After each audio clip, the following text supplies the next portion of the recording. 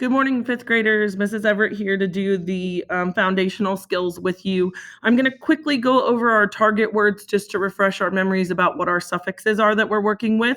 So in the first line, we have agility, community, futility, and majority. Those use the ity suffix, which means state of or quality of.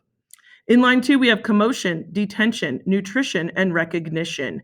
Those all use the shun suffix, tion. Line 3, admiration, affirmation, civilization, and expectation. Those all use ation. And then we have in line 4, we have addition, competition, opposition, and rendition, which all use ition. tion, ation, and ition, please remember, all mean the same thing. They mean an act or a process, and we talked about that these typically turn a verb into a noun. Now, let's go ahead and look at this sentence at the top of the screen. It says, we have learned that when we go on a hike, we should expect the unexpected. This sentence has an idiom in it. And if you remember from last year discussing idioms, idioms are phrases that mean something other than what they say. So in this sentence, the idiom is expect the unexpected. It means that we should always be prepared because you never know when something's going to happen that you didn't expect. So it kind of means to always be ready for something to happen that you might not have been prepared for, and you have to just learn to kind of go with the flow and make it work. Kind of like a day like today when we had an unexpected snow day. Okay, now we're going to go ahead and go on to the next piece.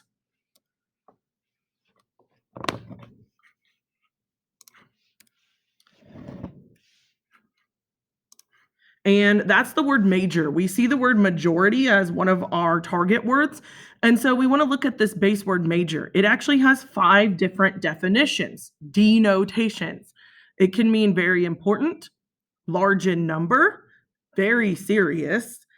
It can be an officer rank in the military, which is above captain. So in the military, you can actually be a major, whatever your last name is, because that's like a title for someone in the military. And then a major can also be relating to a particular subject of study. So for example, if you go to college, you're going to major in a particular area that you want to eventually have a career in. So what I want you to do at this point is pause the video, and I want you to use the word major in 5 sentences. And in each sentence, I want you to use it with a different one of the 5 definitions. So you will either need to take a picture of your 5 sentences and post it to the assignment in Teams, or you can bring it in on Monday. But you will need to bring in those 5 sentences for credit. So go ahead and pause the video and do that, and then you can unpause it when you're ready to go on. Next, we're going to apply the concept. So we're going to apply our shun suffixes, which mean act or process, which turn a verb into a noun, to these words, or to these phrases. So we have the act of parting. What would that be if we add our shun to the end? Act of parting is going to be partition.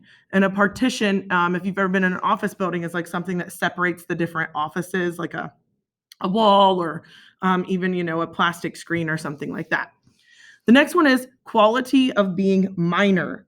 So the quality of being minor, if we apply our ity to that, it becomes minority, which would be maybe a group of people who are in the minority, meaning they don't have the largest number, they're the smaller group.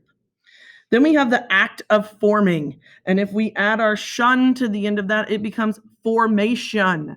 So we might form a formation as a band that is, doing a performance. We might make a formation.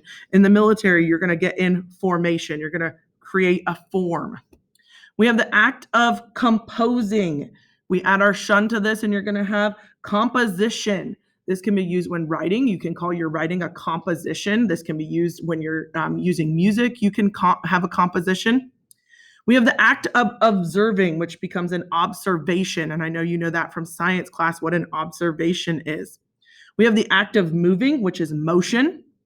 And we have the quality of being a person, which is personality. And we talk about that a lot with character traits and what the personality of the character is. Okay, that's it for foundational skills today. Do the rest of your lessons and have a great day.